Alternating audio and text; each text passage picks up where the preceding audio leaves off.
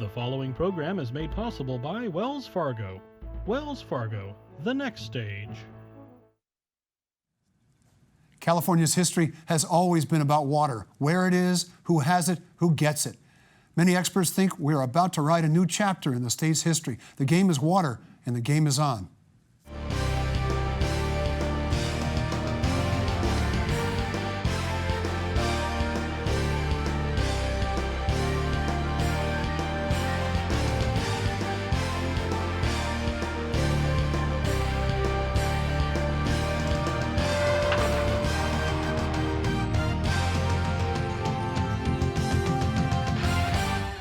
I'm Mark Simon. Welcome to the game. California is running dry. Is this drought a sign of things to come? Do we need to change the way we think about water? To address these questions and more, we are joined by Nicole Sandkulla, CEO and GM of the Bay Area Water Supply and Conservation Agency, which was formed in 2003 to represent the peninsula and other interests that buy water from San Francisco and the Hetch Hetchy system. Welcome to the show. You were just up visiting Hetch Hetchy just the other day. I was. Thank you, Mark. So we're in a drought. It seems like we're always in a drought or a non-drought.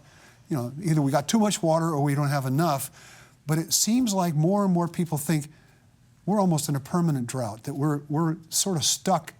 And this is the way things are going to be going forward. We may have some wet years, but this is really an area that historically was meant to be dry. Is that the case? Are we in a semi-permanent drought? You know, water in California has always been about droughts and rain. And our systems were built like that. That's why Hetchy exists, for example. It's storage, it captures snow melt for those drought purposes for multiple years to come. What we have, though, right now is the fourth year of some record lows in snowpack and precipitation. And the question is, are we seeing climate change? Is that what's infecting us? Or is this just another drought like we've had before, and when is it going to end? And unfortunately, no one knows the answer to that right now, so we're just managing our way through it to ensure we have reliable water. So are we better off assuming this is the way it's going to be in terms of how we approach water? We've always approached it in this state as though there's always going to be enough to do everything we want to do and more. We're going to have to learn to use water more wisely in this state. We've got a rapidly growing population. We've got an economy that needs water to support it. We have to be more efficient. We've done that. In this region, we have reduced our water significantly in the last 20 years, but that doesn't mean that we don't have droughts and we don't have to deal for those dry periods. So we're all going to have to learn how to use water differently. So what do you mean by that? What kind of things are we going to have to do? I mean, everybody knows we're not supposed to water their lawns anymore, but I don't think that's really what we're talking about, is it?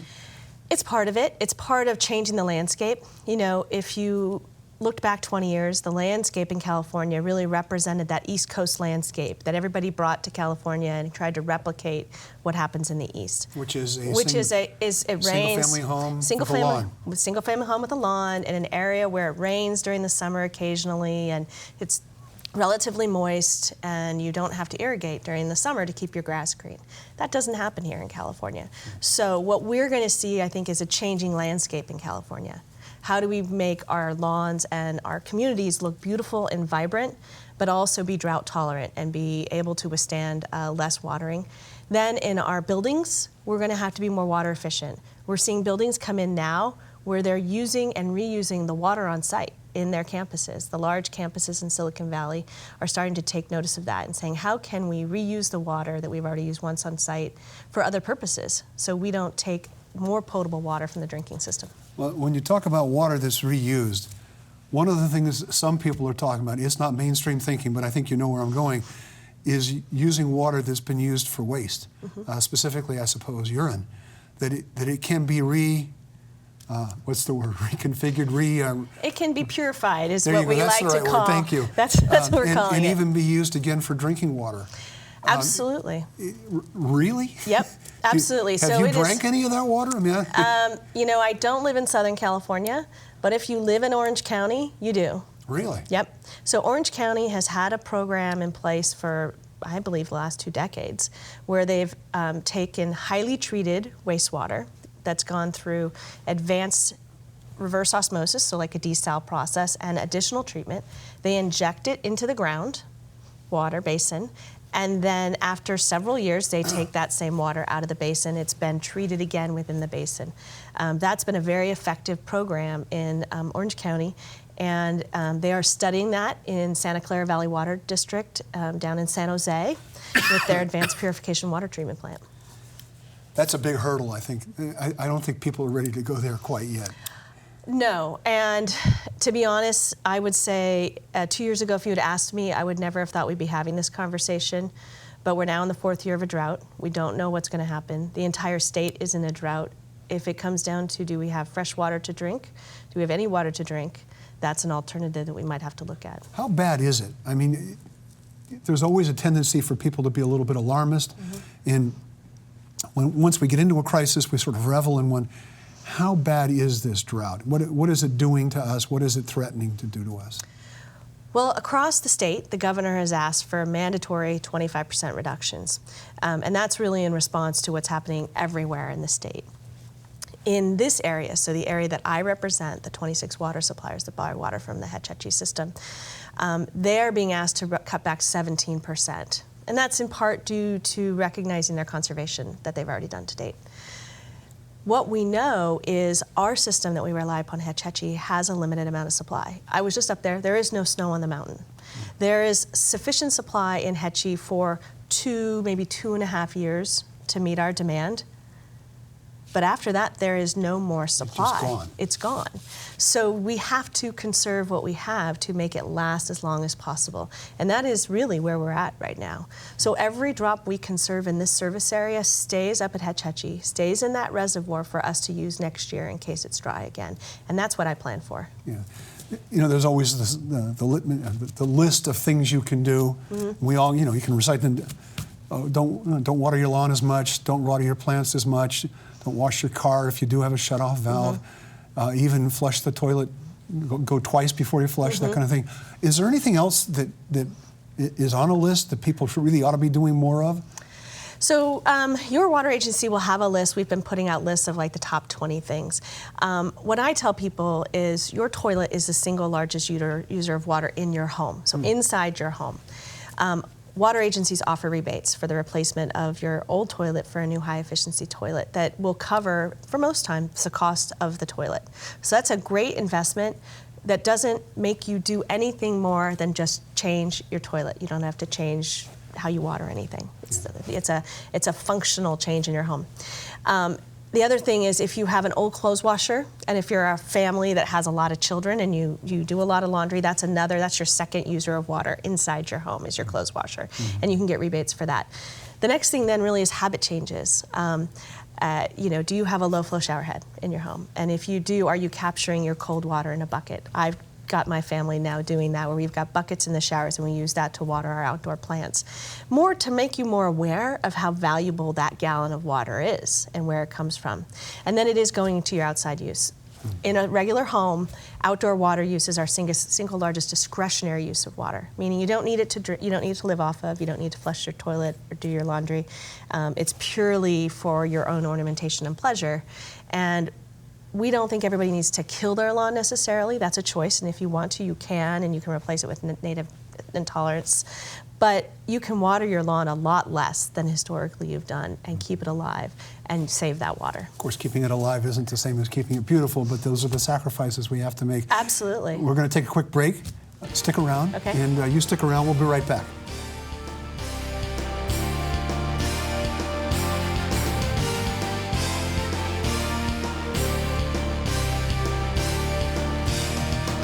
It's been over 150 years since Wells Fargo first opened for business. Since then, we've enjoyed your community support, and we're passionate about returning it. Every day, Wells Fargo team members roll up their sleeves and donate their time to organizations and charitable groups throughout the Bay Area. Nationally, we've committed even more. In just the past 2 years alone, we've donated over $70 million to support schools and educational programs. It's a commitment we're proud of. Wells Fargo, the next stage.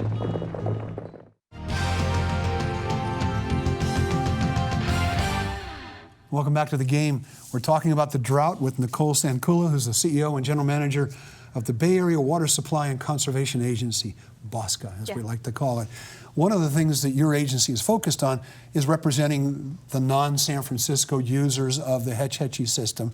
One of the major issues there is the shape of the system, which we'll get to in a second, but also how much we pay for water. And there have been a couple of recent polls, I'm sure you're familiar with them, that said people may be willing to pay maybe a special tax to solve this problem on a short-term basis. They don't want to raise their water rates. And they always get frustrated. There's all these frustrations you hear. I've cut way back. How come my water bill keeps going up? How come my water bill keeps going up? Your water bill keeps going up because what you're actually paying for with your water bill is the people and the pipes to run the system. You're not actually paying for the water that flows through it. So in our instance with the Hetch Hetchy system, you're paying for every bit of infrastructure from O'Shaughnessy Dam, all the mountain tunnels, the treatment plants, the pipelines, the reservoirs here on the peninsula in the East Bay. That's what you're paying for. And it doesn't matter how much water is sold. That has to be recovered as a cost every year. So it is an unfortunate fact in a drought when we use less, the per unit cost goes up. But water continues to be one of the cheapest necessary commodities in our life. And as water agencies, we work very hard to make sure that we wisely invest everybody's money to deal with the issue. Well, let's talk about, I know you've spent a lot of time on sort of pressing for renovation of the Hetch Hetchy system. Here on the peninsula, we've seen a number of pipeline projects that have gone through those wide swaths of property that are in the heart of our community. But what I want to talk about is what do we need to do to restructure the water system as a whole so that we can make better use of our water, so that we do have a better capacity for surviving drought years. Everybody seems to think there's a lot of water that just doesn't get captured and used in any effective way. You know, my agency just completed in January a long-term water supply plan, and one of the results of that was we knew droughts were the issue. I mean, that has been a known issue in this region, and identified several things to do to address that moving forward. One of our investigations is looking at the possibility of tapping into water, groundwater, that's salty, that's under the bay, and seeing if we can pull that out and desalt it and use that for a drinking water supply. It has the benefit of not having fishery impacts like you do with other desal processes, and it's a relatively new technology. So as water agencies, we're looking to those kinds of new supplies that can augment your existing supplies. We're never going to replace water from the Hetch Hetchy system. That is too large of an amount of water supply. What we need is some additional pieces that are drought-proof, that aren't dependent upon precipitation and snowmelt, that can add to our portfolio and make us more reliable. And meanwhile, the governor has his own plan, which he's had to modify a little bit, I think, because of the drought.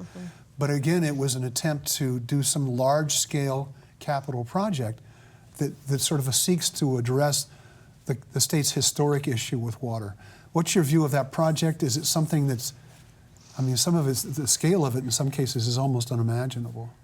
Oh, the scale is absolutely unimaginable. But the scale of the California Water Project, of which this would be an additional piece to that, is, you know, it's a civil engineering marvel, if you will. And it is actually what has enabled California to become, you know, the state we are. We're an arid state, and yet we act like we don't, like we talked about at the very beginning.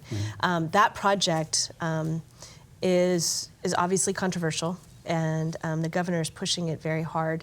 I believe that that the conversation is ripe to have now, given that we are in a drought. Everyone's talking about water, so now is the time to have some really good conversations about that project, and for everyone that is going to have to pay for it, people that use the Delta, to decide is that the project they want to invest in. What do you think are the key components of the conversation you'd like to see make sure get raised? A big part of it is how does it get paid for? And by that, it's, you know, you've got your overall benefits to the state, to the ecosystem, and how can the state step up and pay for its share of the ecosystem costs, and then the water users, and can they afford what's then the balance for their costs. That wouldn't be the majority of my agencies. Again, we rely upon the Hetch Hetchy system, but it's portions of, you know, Santa Clara County, Alameda County, you know, it's not just Southern California that rely upon that state water project. So those agencies are looking at that to decide, when it goes back to cost, is this the right investment for my customers? And can we reliably say that's where we should spend our money? When you talk about cost, of course, there was a huge flap for a while over what agriculture pays. And the fact is, as I understand it, the more you use, it doesn't necessarily mean the more you pay, especially in those key industries. Does that whole formula have to be changed as well? I think we're going to see so many changes in agriculture because of this drought. We've already seen changes with the groundwater legislation that was passed. That was had a tremendous impact on farmers because they are the ones that rely upon the groundwater basin most and are in those areas where the basins are struggling, to be honest, through this drought. That's where they've gone to take their water supply. So we've already seen those changes. I think we should anticipate that we'll see further changes in what goes on-farm conservation, on-farm water use, what farmers end up paying for, what they're willing to pay for moving forward. I mean, California's Central Valley has often been seen as sort of the breadbasket of America. And they're huge crops. Rice is one thing we produce that most people don't know. It uses a huge amount of water. A lot of attention was paid to the almond farmers, or as they like to say, almond. And as consumers, do we have to change our habits too? Do we have to expect that maybe we won't eat some of the things we're used to eating, or that we'll have to pay a lot more for them? You know, I had expected that we would be paying more for them. We haven't, from what I've heard, that hasn't shown up yet, but the drought's not over. So that may very well show up. Some of the question is, where do we export our goods or not? And I think that's a big question, and I think that's why everyone's going very slowly into this question of what does agriculture have to do, because it's also a significant driver in our economy. It's a different driver. It's a lot of jobs, and it's a lot of people that cannot afford to lose their jobs. And so everyone's going quite carefully and slowly in looking at that. We're going to take another break. Okay. Stick with us. We'll be right back.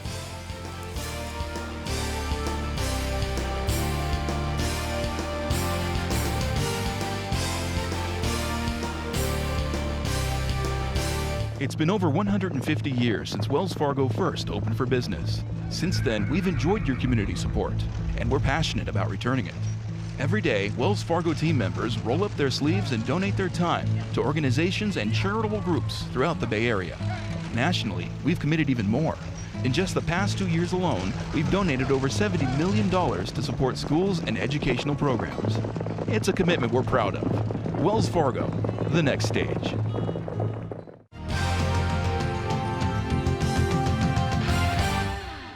Welcome back to the game. I'm Mark Simon. We're talking about the drought. We still have one. Yep. I can't believe we haven't fixed that yet. With Nicole Sandkulla, CEO and General Manager of the Bay Area Water Supply and Conservation Agency. We were talking just now about chaos, actually, is what we were talking about off the air. But you talked about moving slowly to try and solve these problems, and yet it doesn't look like a problem we can move slowly to address. If we've got 2.5 years of water left, as you described it, that's not something you want to take 3 years to decide you're going to fix. No. So, how do you resolve the seeming contradiction of that? Well, that's where I was pleased to see the governor come out so strong, because it really did create that momentum. That leadership really showed up in dealing with it across the state. Everyone is in a different situation. And so his leadership has really kind of set the pace for that. Here locally, what we're doing is we are conserving more than we need to right now, which is great. Our customers are doing what they need to do, and San Francisco is holding that water in supply. If next year is dry again, if it comes around in December and December shows no rain and snow, not like this last year, we had the record rains in December, January is dry, San Francisco and I have already talked about needing to go further into increased rationing to really save that water that we have available. They have also put into place taken some construction activity to actually take water that they have in another reservoir that they don't usually use for drinking water up country from Cherry Lake and bring that into the drinking water system to add more supply. And then we're having further conversations with other water utilities about things like, reusing wastewater. Yeah. I mean, that is exactly what, if there is no rain, that is the only water that's available.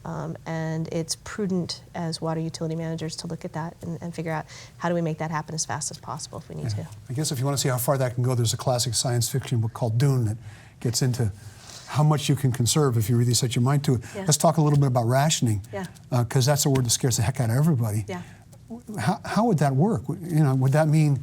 I mean, you hear now. You know, I saw on my water bill, if you water your lawn, these are the days you're supposed to do it. These are the days other people are supposed to do it. Is that what you're talking about? Because that doesn't sound like that's much of a solution. It sounds like it's the first step only. It's only the first step, right? So, what most water utilities, like I said, our target around this region is 17%. So that means we're hitting residential customers and trying to say use a little less, right? Most water utilities, Bosca's not a water supplier, our agencies are, but most of them are trying to protect their industrial customers and their commercial customers. They want to protect jobs. If we have to go to that next level, that's where rationing becomes more painful, where you're talking about how I have to cut back my commercial base and they have to take a 20% cutback. How do they do that? Sometimes they have to reduce production. Sometimes they have to not grow like they thought, other things like that. Those are serious impacts that everybody's trying to avoid, but we may actually have to go there. So, for example, a company with 100 employees, maybe the only way they can cut back in their water use is to have 75 employees instead. Right. Those are hard choices. Those are very hard choices and ones that we're all trying very hard to not have to have. And that's why when I say, you know, our target's 17% and our customers, you know, we're in April, this region, including San Francisco, had the lowest per capita use in the state at 59 gallons per capita per day. That is excellent. And what's the state average? The state average is somewhat over 100. I don't know. God. Yeah, so I mean, it's an amazing number. And that water all stays in storage. So we have that to protect our economy if we go into the next level of drought. By the way, it's important to note the 25% cutback that the governor ordered is based on your 2013 usage, not your 2014 usage. Exactly. So if you were somebody who's decided to start cutting back in 2014, you're not going to be penalized. Exactly. Let's talk about whether or not this means we have to change the way California lives. We've built in places where there really isn't enough water because we always thought there would be. And the Bay Area is a pretty good example. There's not water here, we get it piped in. That's not a natural lake we all drive by on 280, it's a reservoir. Do we have to think about, you know, maybe it's time to stop living the way we're doing? Do we have to change our communities on a wholesale basis, or is that just impractical? Well, I can't imagine that we would flee California, right? So that no one's going to leave where we're at. But do we have to change things? Yes, I think we are going to have to change things. Partially, we may have to invest in water projects that we didn't think we wanted to. Such as? Such as, do we have a desal plant on the ocean? Desalination. Desalination. Or do we invest in treating wastewater to drink it? Do we try, if we can, take water under the bay that's a desal? You know, what are the new water technologies that we can bring into play into the service area? And those are expensive, which means we're going to have to pay more for water. It's going to be a more expensive component out of our lives. And then, yes, we have to change what our development looks like. It has to come in, and it is coming in, but it has to come in even more as water efficient. It has to use less than the house you took out.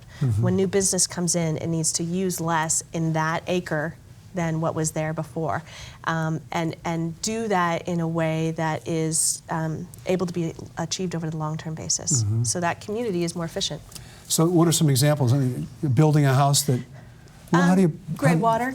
So things like putting in a gray water system in new homes. So it's hard to retrofit your existing home. Gray so instead water of putting is a like... bucket in your shower, there's a place where that water automatically goes that you can reuse? So instead of putting a bucket in your shower, you have your plumbing for your shower and your washing machine go into a separate system, and that can then be used to irrigate your outdoor use. And that's the only thing that you have to use for your irrigation, where you can't irrigate your landscape with anything other than that. I mean, those are the types of things that they went to in Australia when they went through their big drought. It's difficult, but that changes a community, but those are things that you might have to do, where you allow no outside irrigation unless it's gray water or water that's otherwise been reused. You said before we went on the air that you're at least modeling the behavior. You've let your lawn die? I have let my lawn die, yeah. And what are you going to do with that? So I had Cal Water come out today to measure it, and I'm going to replace it with a drought-tolerant landscape. I'm going to do that in November with the hope that it'll be raining by then, so it can take root and do well. I had my lawn, I had my children at home. I felt it was important, and it was 800 square feet is my lawn. Yeah. And it was where they played, but they're grown now. And I think it's really appropriate to change it out and make it look more like what should be in this community and what can live here. You know, by the way, not to go off too far on a tangent, but a lot of people, you're now hearing sort of a backlash against artificial lawns, yeah, that they don't provide, well, why are they not preferable? Artificial lawns are really, they're artificial by their nature, and what they create is a barrier between native landscaping and the undergrowth of the soil, and so they really are a detriment to the soil and the whole ecosystem. Eventually they have to be torn out. They become something you have to put into landfill. Again, that's a very bad thing. But it's just against the idea that we want to create an environment that supports everything else around us. It's also very bad potentially for your stormwater flow, water that flows onto it, flows into the stormwater system and has to be treated. And then lastly, it's really a heat reflector is another thing. So it may even contribute to global warming. Exactly. Yeah. I mean, it's just really not, it has very specific purposes sometimes for, playing fields and stuff like that, but we're really going to natural landscaping. Nicole Sandkulla of the Bay Area Water Supply and Conservation Agency, thank you so much for being with us today. Oh, thank you, Mark. And thank you for joining us, and join us next time on The Game.